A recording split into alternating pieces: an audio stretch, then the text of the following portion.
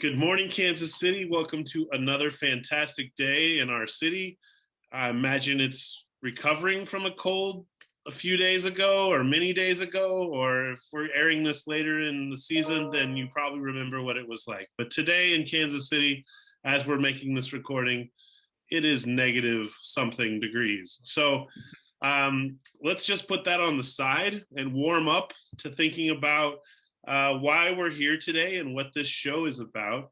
So if you remember, these shows are called Life After KCPS, and I have been reaching out to some people who have graduated from this school district, and they've been coming on and telling their story and how about they might have discovered what they wanted to do after KCPS, or maybe even during sometimes, because a lot of the people who I've talked to, it's pretty neat, have discovered quite a bit during KCPS that gave them some great paths after KCPS. So, and I would say once KCPS, always KCPS, as I myself graduated from one of our schools in 1996, and I still hold that really important to my heart.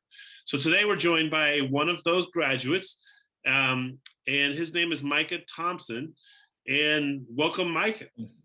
Hey everyone, my name is Micah Thompson. I'm a photographer and also lighting designer here in the Kansas City, Missouri area.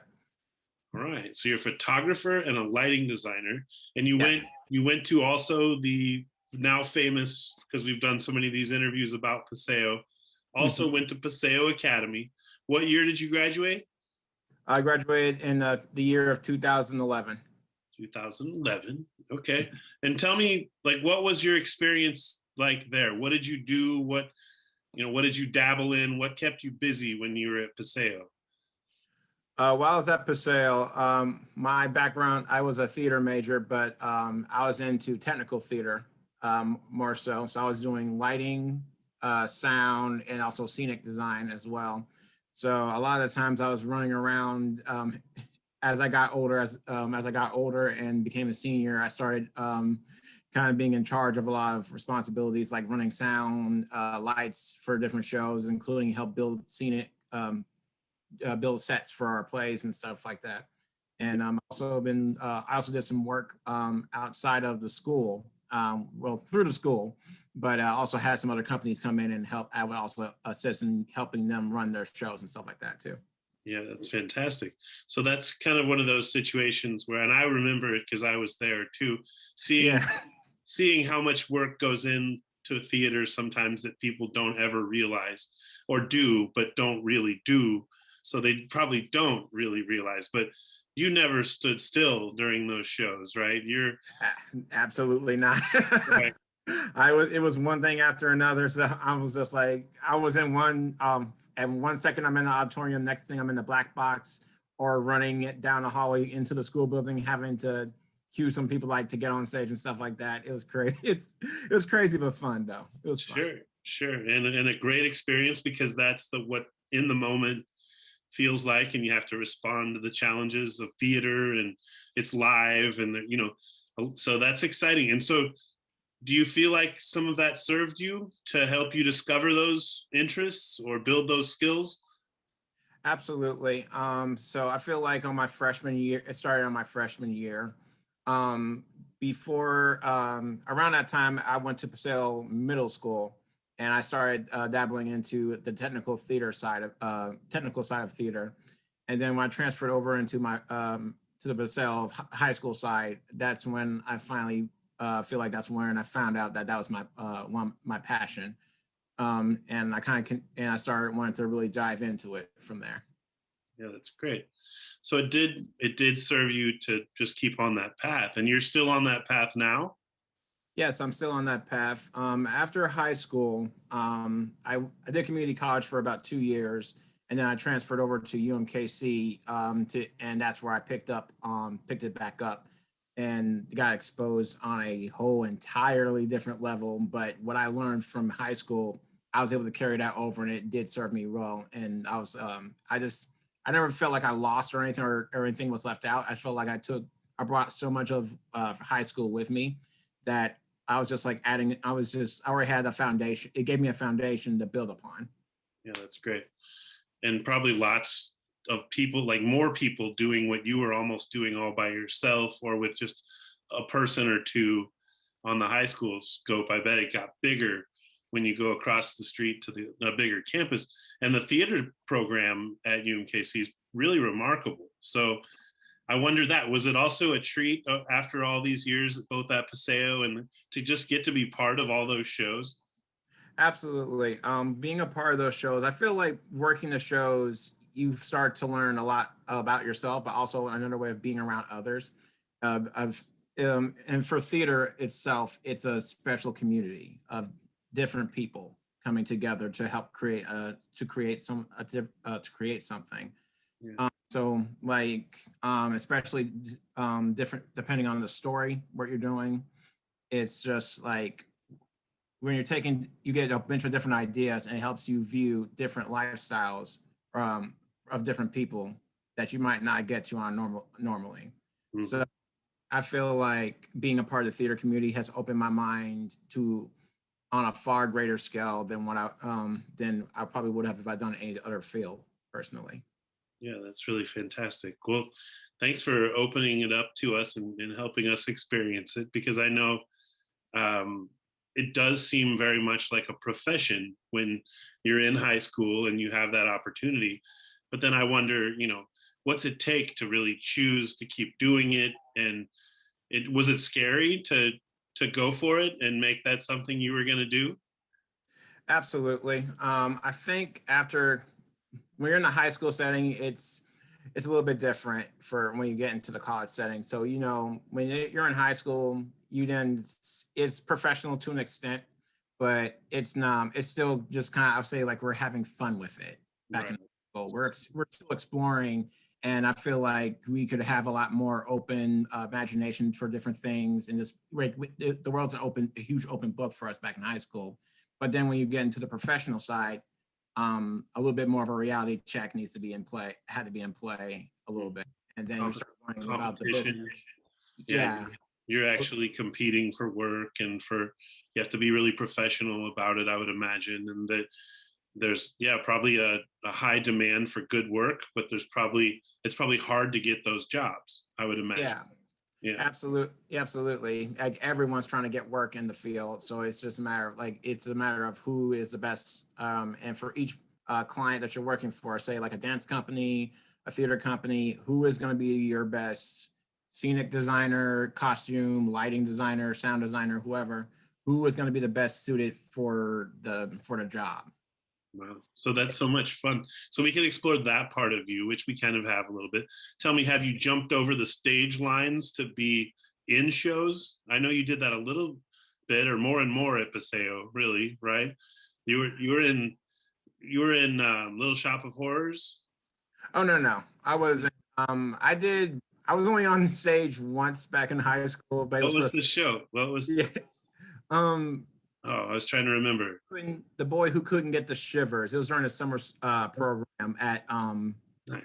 theater on 18th and Vine. That's I, been I remember it. Okay, wrong play though, for sure. yeah.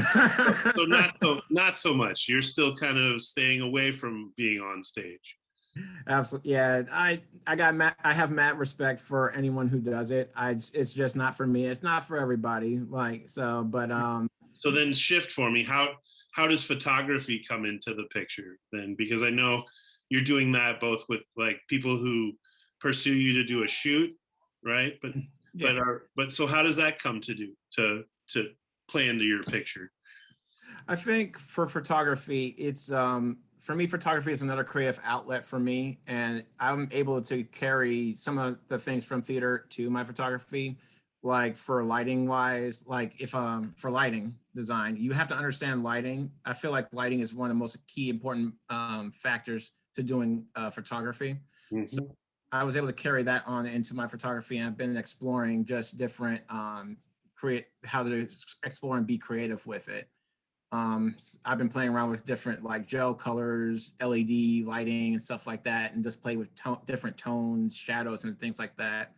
So I feel like if I honestly would recommend for theater majors and maybe even creative writing majors even to just like explore other creative outlets, like including photography. Yeah. Specifically photography for theater majors. I think it's a great way of exploring how to use light to create a scene, Mhm.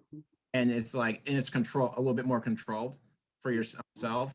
And I would agree. And it's about the moment, right? It's yeah, about the details that other people might not have paid attention to that you stop right there when you, right? So yeah, I've always loved absolutely. that, especially like black and white photography. And I'm old enough that we still had a dark room, and I did take that in high school also, of learning how to bring a picture like magically to life in a tray in front of you in some liquid, right? That Yeah. some young people would think we were crazy today, but there was really the same thing. What did I do? Like, did I stop the aperture at the right time? And so I have a little background, and that's awesome to see that you're doing that kind of on the artistic scale.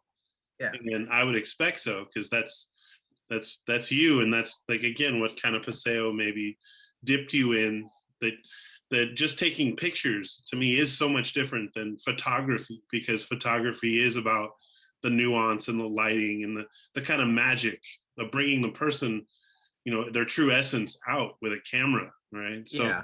do you do that well? Do you nail it when you feel like you've hit or do people tell you that when they talk about your photos?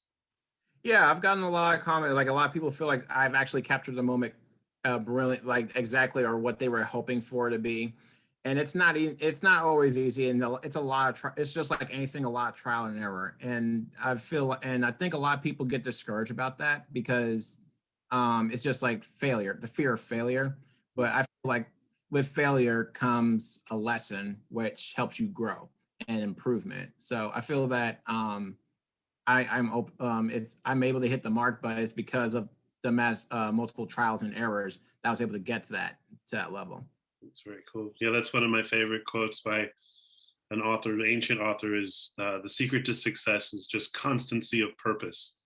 Mm-hmm. And not necessarily doing 5 million different things, but staying in one, getting good at it, and then it branches out and serves you in so many ways. So I love that, because I can see how your artistry is kind of all channeling into a common goal. That's really, really awesome. And Thank does you. that feel good? Absolutely, and it feels amazing to be able to do this and to just keep exploring other genres within this passion of mine. Yeah. So now I'm still exploring, and I'm excited to see what I can come up with. Like I'm also like I get inspiration from like reading books and also like other old concept just reading magazines, art magazines and stuff like that. And I'm thinking, what can I do? I like this. I like this. How can I bring these together to create something new? And it's just like there's so many possibilities with photography for me, Yeah. and just can't wait to see what I create and explore and keep on exploring it. That's fantastic.